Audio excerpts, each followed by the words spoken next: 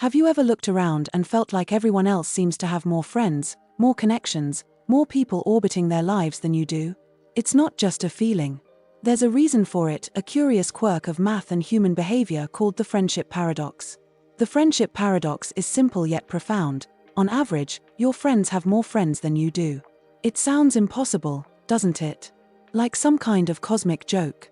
But it's a truth woven into the very fabric of social networks. And it tells us something surprising about the ways we see ourselves and the people around us. Let's break it down.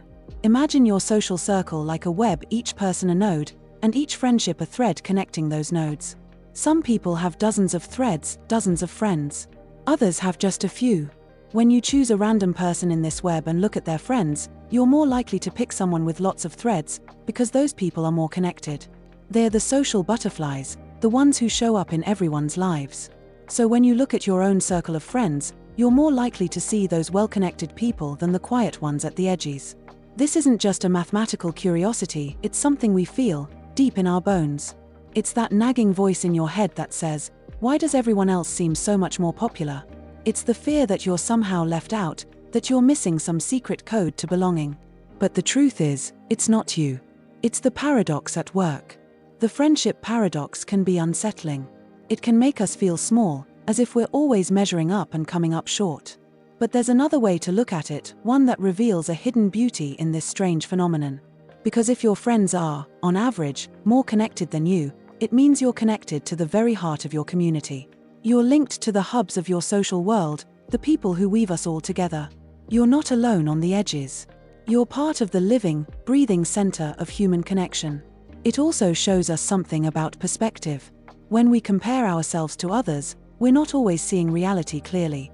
We're comparing our messy, complicated lives to a highlight reel of social connection. And because the friendship paradox tilts our view toward the most connected people, we end up feeling like we're falling behind, when really, we're just seeing a distorted reflection. This paradox doesn't just shape how we feel, it can also shape how we act.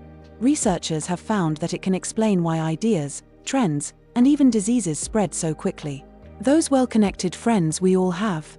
They're the ones who catch wind of new ideas first, the ones who hear the whispers of a new song, a new book, a new movement.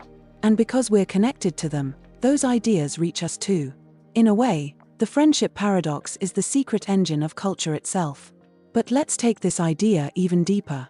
The paradox invites us to think about what friendship really means. Is it a numbers game, a race to have the most threads in the web? Or is it something richer, something quieter? The truth is, the paradox can't measure the depth of a single friendship, the quiet comfort of someone who knows you in all your messy, complicated glory. It can't measure the way someone's laugh can light up a room, or how a single friend can change the course of your life. In the end, the friendship paradox isn't about who has more friends. It's about the patterns of connection that make us human. It's a reminder that we're part of something larger, a vast and intricate web of relationships, each thread a story, each connection a chance to see the world through someone else's eyes.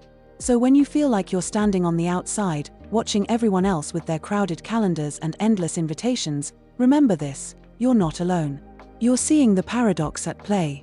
And in that paradox, there's a kind of quiet magic, a reminder that even when we feel small, we're all part of a bigger, more beautiful tapestry. The friendship paradox can be a mirror. It can show us how we compare, how we measure. But it can also be a window. It can open up a view of the hidden structures that tie us together, the currents that carry our stories and dreams across the web of our lives. In a world that often measures worth by how many likes, how many followers, how many friends, we can take comfort in this truth. The richness of your life isn't measured by numbers alone. It's measured by the depth of the connections you do have, by the warmth and the honesty and the laughter that flow through those threads. So let the friendship paradox be an invitation, not a judgment. An invitation to look past the numbers, to see the beauty in the connections you've woven. To remember that even when the math says you're outnumbered, you're never truly alone. Because in the end, friendship isn't about counting. It's about feeling. It's about the people who show up when it matters, the ones who see you, really see you, and love you anyway. And I think that's the greatest paradox of all.